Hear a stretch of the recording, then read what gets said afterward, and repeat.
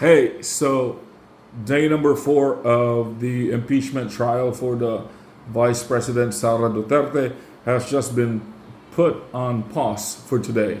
Because according to Senator Zubiri, they're all tired, they're probably hungry, haven't had dinner yet. So they put it on pause and they're going to continue it tomorrow. And as you saw, we are not done with the proceedings for the grave threats against Sara Duterte yet.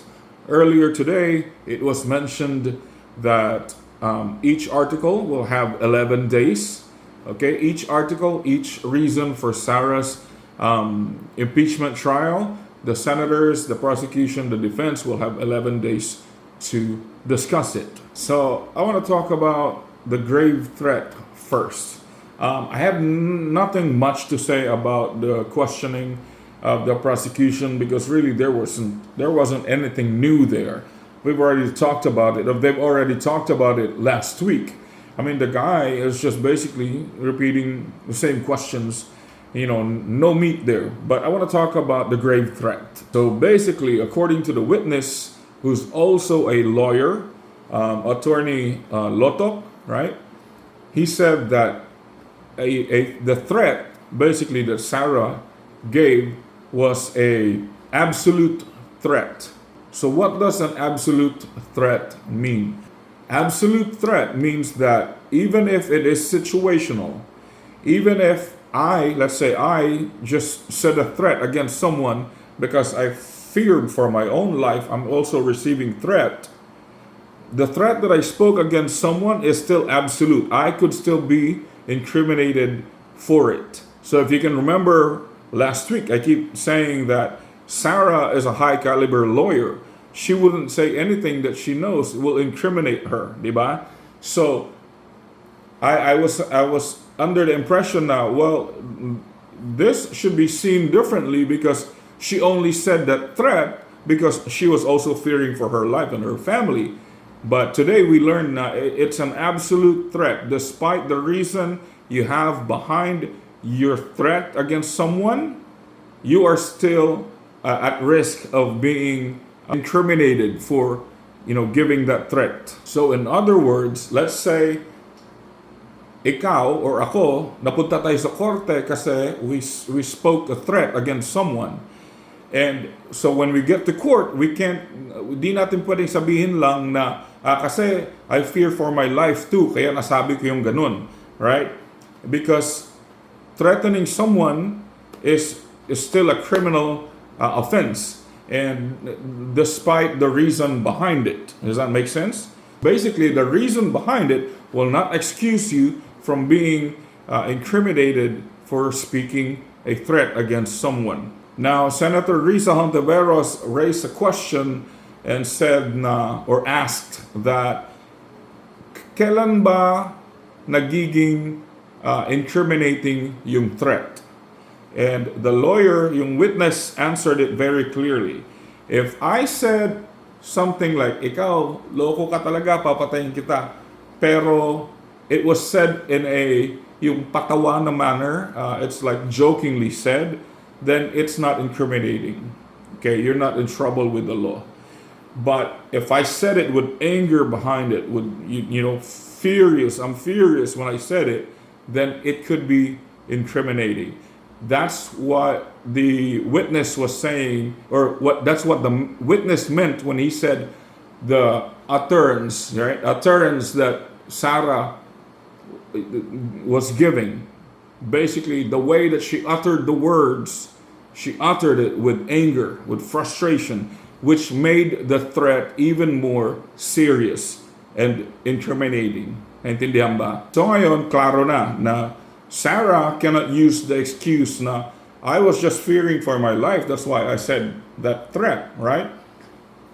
Now, so paano to? Anong mangyayari? So si Sarah will just have to deal with the threat na nasa against her, and then should be criminalized for saying a threat against the president.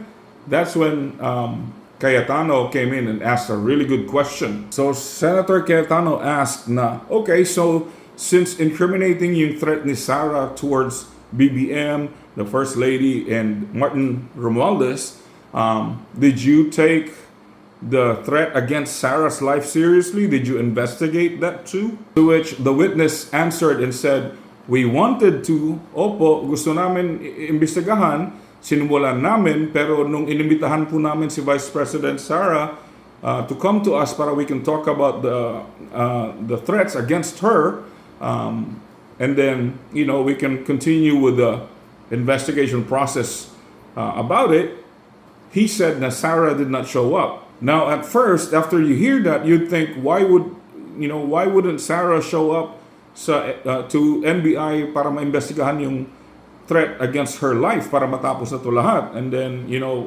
everything gets cleared. Remember, last week I told you NBI is directly under DOJ, and DOJ is directly under the President Marcos. If you were Sarah, do you think you'd be able to trust NBI knowing that this office is directly under the president? Right? I wouldn't trust that. That's why Sarah did not show up. Alan Peter Cayetano asked, who do you think Sarah was referring to when she said that she has threats against her life? Dito na nagsimulang magpanic yung witness.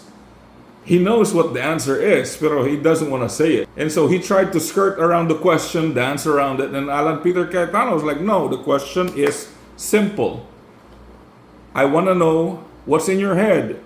Who do you think? Sino sa tingin mo ang tinutukoy ni Sarah na nagbabanta sa buhay niya? Until eventually, Alan Peter Cayetano just basically said it clearly.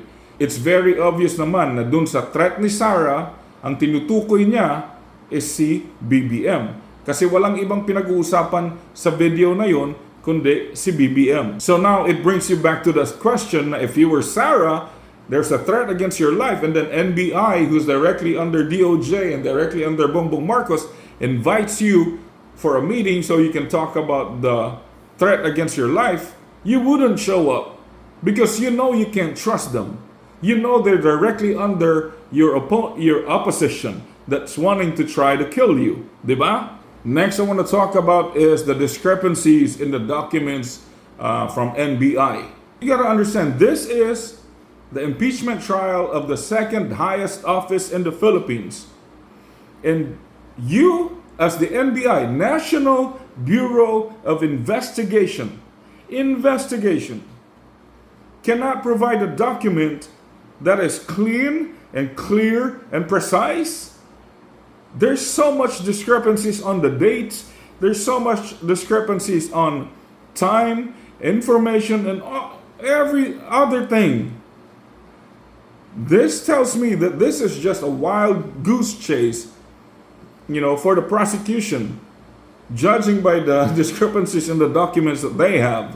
This tells me that the prosecution is really not ready to go to trial against Sarah, for impeachment, because their document isn't lined up properly. There's so much discrepancies that will, make it easy for the defense to question them and paint doubt all over their statements just because of all that discrepancies. On those discrepancies alone, they can win this case.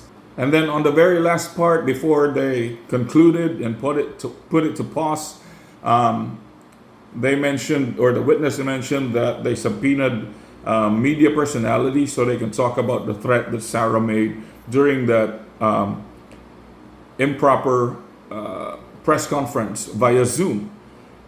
The video where Sarah made those threats is about an hour long. The meeting between the NBI and the media personalities only lasted about 20 minutes. So there wasn't really enough time to show the media personalities the whole video, for the NBI to do their investigation on what Sarah did say. And then during that meeting, they only asked the media personalities one thing. Did Sarah say this threat? Nothing else. What does that tell you? It tells me that NBI is trying to control the narratives of this investigation against Sarah. There were a lot of things that was mentioned by Sarah in that 1 hour long video of press conference, but they didn't talk about it with the media. They only talk about that one, the threat against BBM First Lady and Martin Romualdez. That is controlling narratives. Okay, they're narrowing it down to what they only want the public, the media personalities to see, and make it look like, yes, Sarah really did a criminal thing there, right? So that's it. I hope that is clear. Tomorrow will be another day. We're going to continue the proceedings with grave threats still. We're not done with that. And I hope it gets finished tomorrow.